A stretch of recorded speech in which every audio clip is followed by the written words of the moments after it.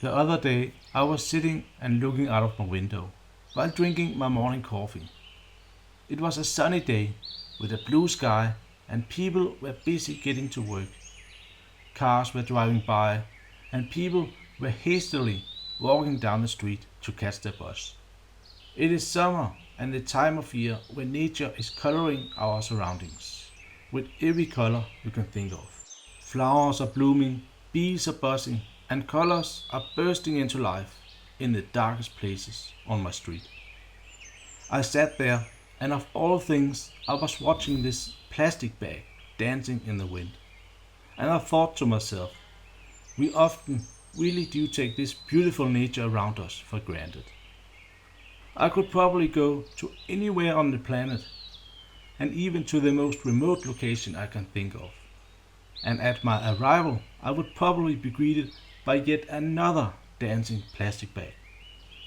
It is indeed an overwhelming problem, and just thinking about it can make you feel hopeless and worried about what is to come.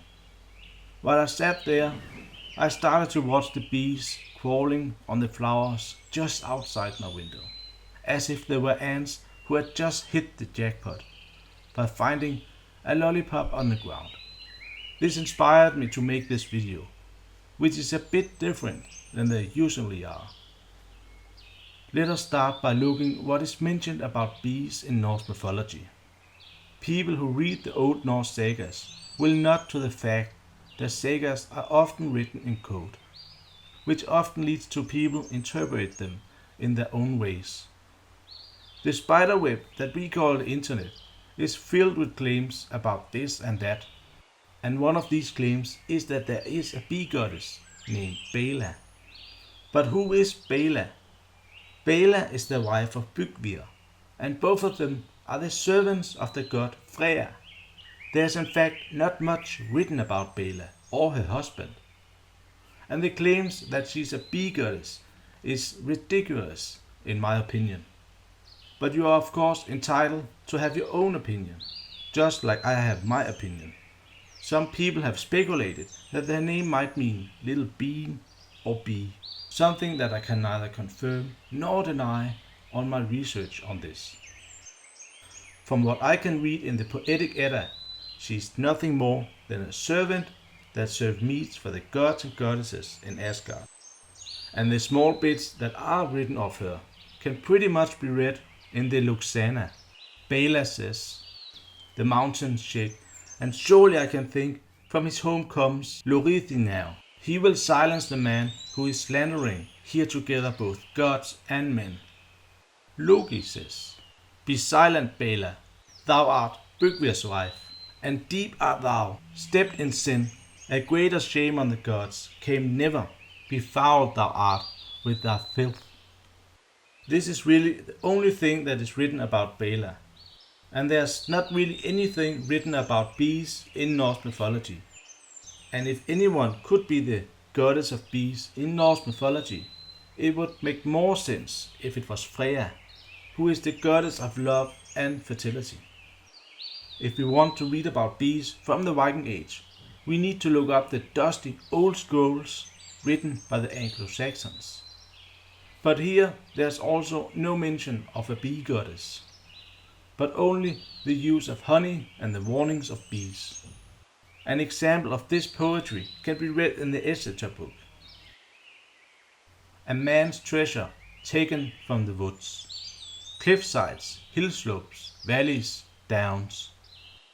By day wings bear me in the buzzing air, slip me under a sheltering roof sweet craft. Soon a man bears me to a top. Bathed, I am binder and scourge of men. Bring down the young, ravage the old, sap strength. Soon he discovers who wrestles with me. My fierce body rush, I roll fools, floss on the ground. Robbed of strength, reckless of speech, a man knows no power over hands, feet and mind. Who am I to bind men on Middle Earth, blinding with rage? Fools know my dark power by daylight. In the past there were many bees, but today the honeybees are struggling, and many of them are disappearing at an alarming rate. And in a world without bees, fruit, chocolate and meat would be a luxury product reserved for the rich. There are few known factors why bees are disappearing. Parasites and pesticides are just some of the obvious answers. But also poor nutrition due to the loss of habitation is one of the major factors that seems to be overlooked. Many bees are simply dying from starvation. If you look outside your window right now, you might see a green landscape even if you live in the city. But how many flowers do you see? This problem is not just an urban problem, but also something that is happening in the countryside. Of course, there are many trees and fields when we leave the city, but the amount of flowers is not enough. It is in the spring and the early summer months that is the best time to be a honeybee. But the nutrition that is available slowly disappears in the middle of the summer.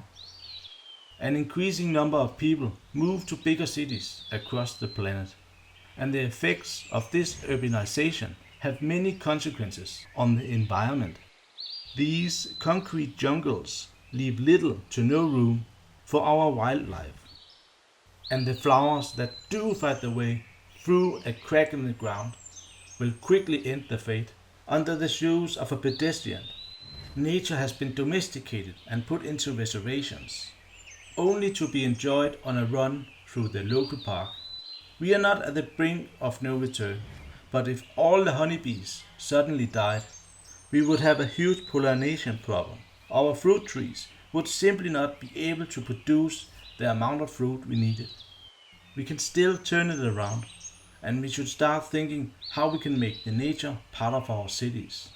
Which means architects need to rethink their approach on how they are designing our cities. Our cities should not only be green, they should be filled with trees and flowers. This would not only help the bees, but also make our cities more colorful and full of life. Sitting on our hands and expecting others or the government to fix it is not the solution.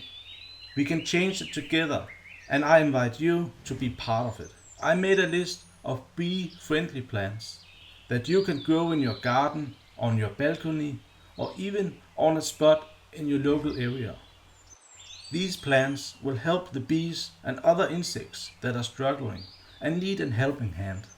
You do not need much experience to do this. You just need a bag of seed, a cup of water, and then you are good to go. Anyone can do it.